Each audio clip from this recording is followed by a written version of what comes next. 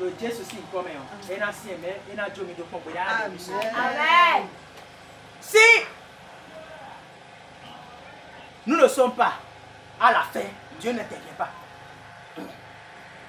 Il nous laisse pour voir comment nous allons tenir. Quelle serait notre pensée? Qu'est-ce que nous allons faire avant d'intervenir? Il a vu quand Satan réclamait Job, il a tout vu. Il a vu la souffrance de Job. Ce n'est pas que ça ne l'a pas fait mal, mais il attend voir la réaction de Job. Il attend voir ce que Job va dire. Il attend voir qu'est-ce que Job va faire sortir de sa bouche. Et c'est dans ça que le Seigneur nous sauve très vite. Amen. C'est sincère. Si moi je vais que tout tourne et que je suis fatigué, je le laisse seulement.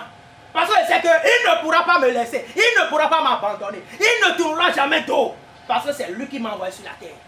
Donc cette mission, la mission de la tempête des élus, nous devons savoir que c'est le Seigneur qui l'a établi. C'est le Seigneur seul qui peut l'amener au bon port. Amen. Et non prophète Ézéchiel, non. Amen. Nous devons lui laisser le contrôle. Nous devons lui laisser la conduite. Nous Amen. devons lui laisser totalement diriger. Amen. Il ne peut pas conduire la barque et nous amener à la mort. Jamais. Amen. Il ne peut pas nous conduire à la déstabilisation. Il ne peut pas nous conduire à la fin. Impossible. Donc chacun de nous devait savoir que le moment est arrivé pour que nous laissons le chef même conduire. C'est lui-même qui sait là où ils amènent la barque.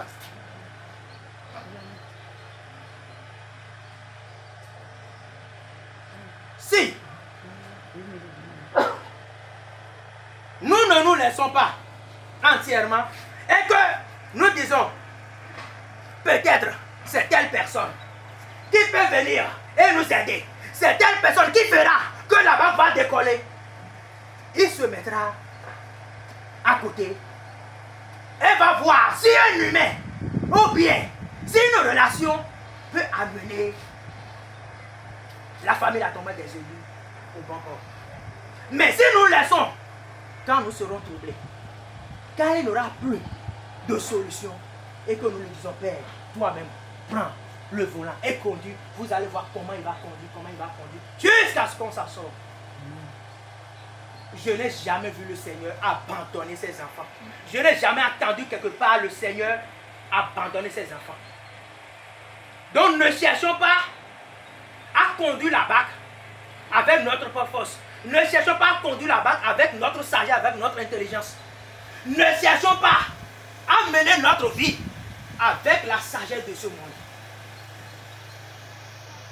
Parce que dans les épreuves, dans les tentations, dans les soulèvements, il est le seul qui connaît là où il y a la défaillance. Il est le seul qui connaît là où il y a les pièges. Il est le seul qui connaît le cœur des hommes. Il est le seul qui sait les hommes mauvais. Il est le seul qui connaît ceux qui vont aider la mission à aller loin.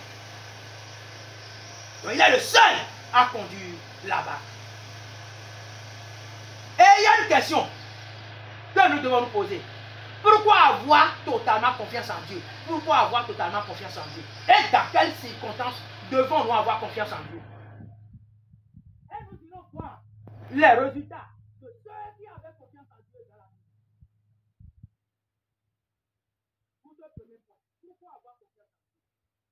Nous devons avoir confiance en Dieu parce que le ciel qui se développe. Amen. Nous devons avoir confiance en Dieu parce que c'est lui qui connaît le terrain. Nous devons avoir confiance en Dieu parce que c'est lui qui connaît le cœur de l'homme. Nous devons avoir confiance en Dieu parce que c'est lui seul qui sait ce qui va se passer à quelques heures. Personne parmi vous ne sait ce qui va se passer dans 30 minutes. Mais lui, qui est dans les cieux, qui connaît tout, qui sait tout, sait dans quelques minutes ce qui va se passer. Donc c'est pourquoi nous devons nécessairement avoir confiance en Dieu. Nous dirons lui dans Exode 14, verset 10. Pour voir pourquoi nous devons nécessairement avoir confiance en Dieu. Exode 14,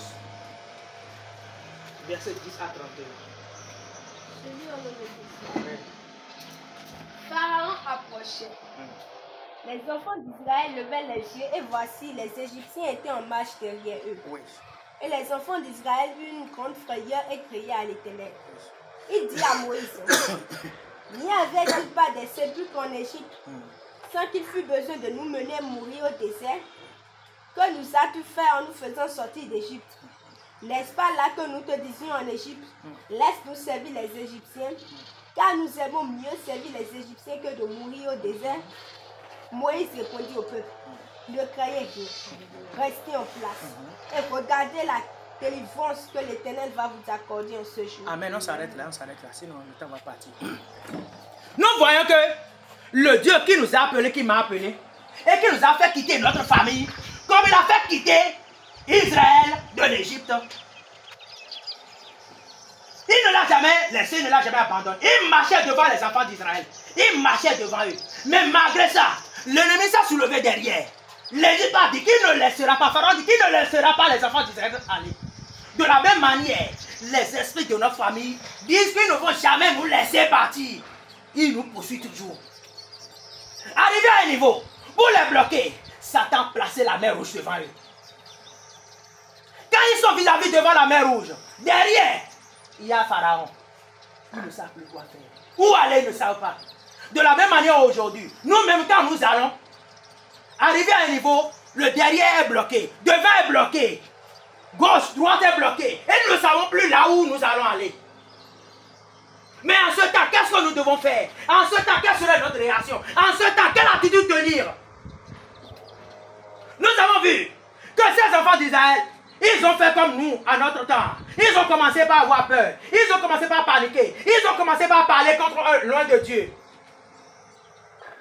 Oh, voilà que même au moment où l'ennemi savait qu'il est approche et qu'il va les terminer et qu'il va les tuer, Dieu a tracé la voie dans la mer, ce qui ne s'est jamais passé et ce qui ne se passera plus jamais. Il a divisé la mer en deux et les enfants d'Israël ont passé. Alléluia.